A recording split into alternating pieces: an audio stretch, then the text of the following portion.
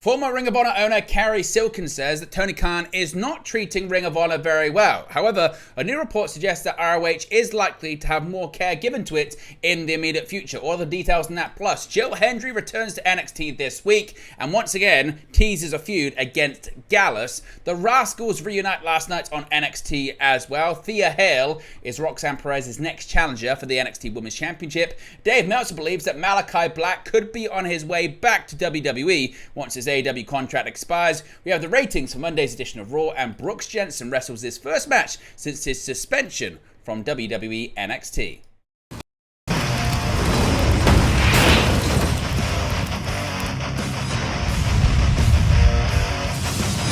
Hey guys, welcome back to Wrestling News 365. Hope everyone is doing very well. As always, there are plenty of news stories to get into in the world of professional wrestling. Let's start off talking about Ring of Honor and maybe the lack of care and attention put towards the promotion, but that could possibly change in the near future. Now, beginning with the former owner of Ring of Honor believing that the promotion is not being treated very well. Cary Silkin discussed the current era of ROH during a recent episode of Mat Memories from Madison Square Garden podcast with John Arezzi. Silkin owned the promotion from 2002 to 2011 and then served as an ambassador for it until Tony Khan became owner in 2022. The hosts were discussing the late 2000s ROH product when Silkin said the current Ring of Honor feels like an afterthought. Quote, Ring of Honor of that era tried to show some respect to professional wrestling, Silkin said. Sure, we had some wacky stuff. Sure, we had the flippy dippy do was coming into fashion. But, you know, the flippy dippy do was going on with Edward Carpenter too. Ring of Honor, there was some good pro wrestling going on in that segment of it, but right now, Ring of Honor, it's like no one cares at all. I don't care how much money Tony Khan has, it's not being treated very well. Now, obviously, that drew a lot of attention on social media, with lots of people agreeing or disagreeing regarding his statements. But if you've been wanting more care given to Ring of Honor, the claim is there's good news for you. In the recent weeks, Fightful Select say they have inquired about the future of ROH, whether it be generally or as it relates to AEW's upcoming media rights deal. At least in the short term, Fightful have been told that ROH is likely to have more care given to it. The upcoming Arlington tapings were pointed to as what could be a turning point as the brand is getting dedicated taping shows.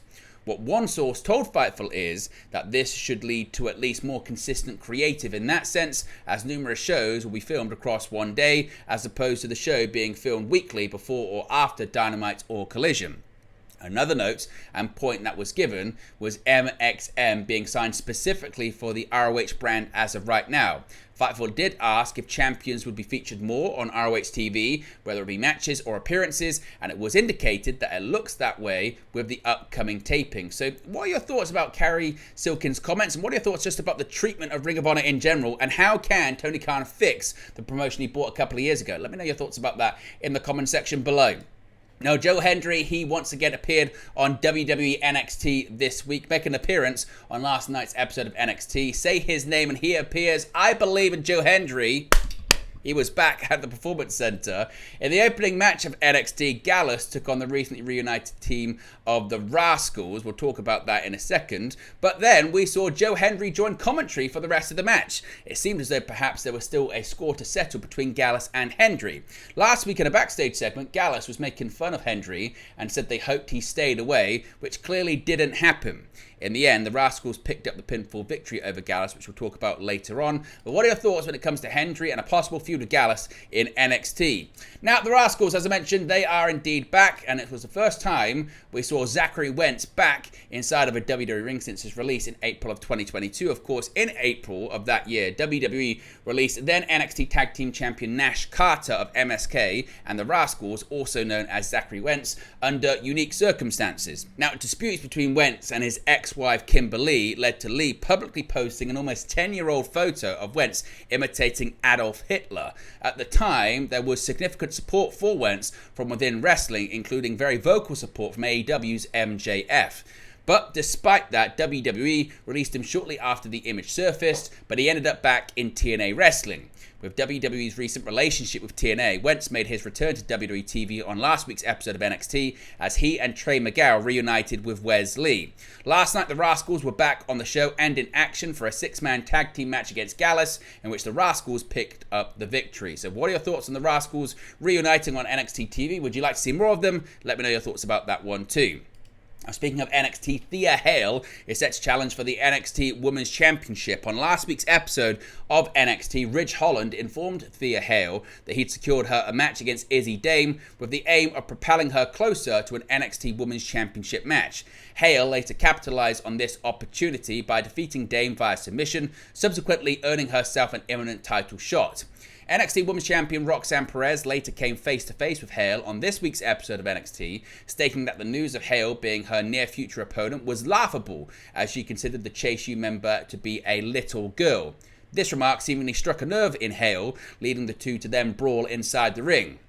While Perez attempted to trap Hale in a crossface, Hale countered with a Kimura lock. Before the physicality could escalate, Holland appeared and pulled Hale out of the submission, allowing Perez to escape with her title in her possession.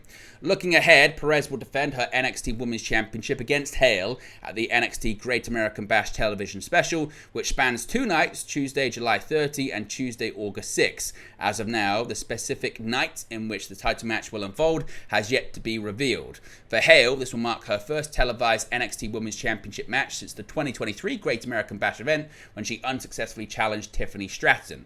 For Perez, this will be the 6th televised title defense of her second reign with the title, which began with a victory over Lyra Valkyria at NXT Stand and Deliver. Now let's switch to AEW, because could Malakai Black be on his way back to WWE once his contract with All Elite Wrestling expires? Contract news, of course, has been a hot topic this year, as dozens of wrestlers and companies all over the world have had their deals expire.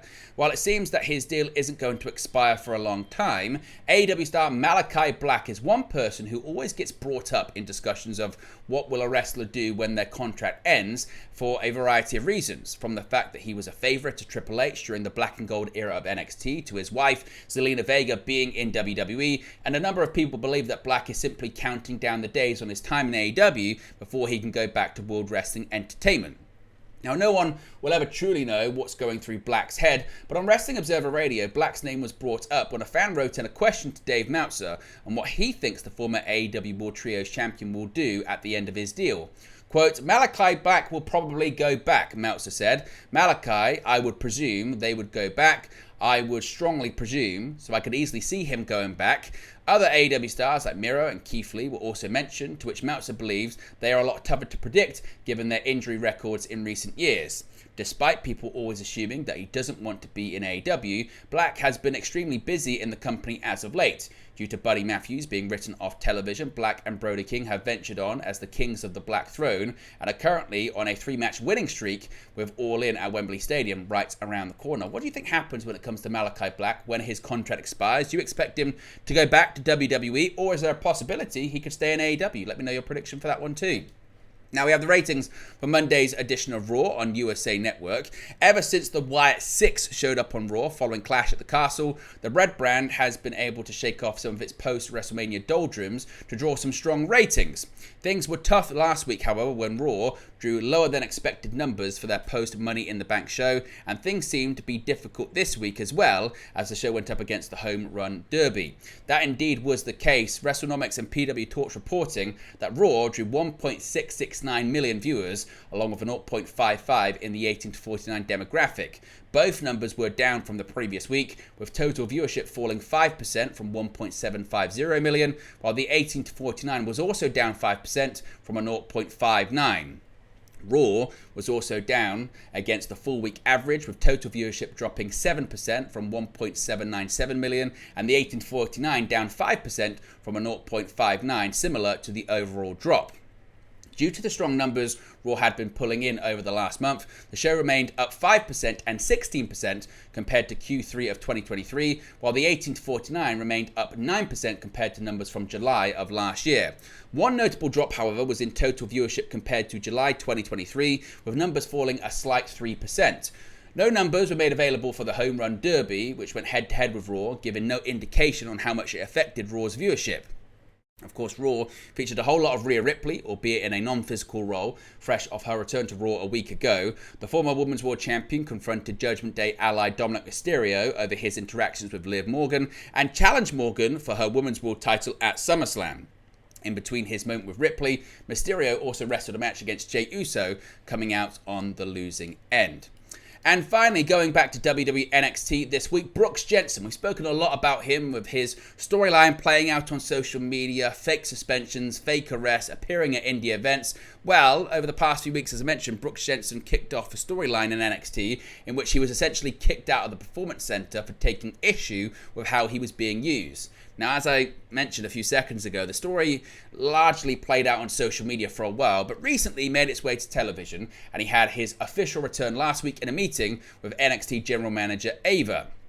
Jensen was apologetic in the meeting, but his sincerity was short-lived as he attacked Javon Evans backstage shortly after. That resulted in a match between Jensen and Evans last night, which was Jensen's first since his loss to Obafemi on March 12.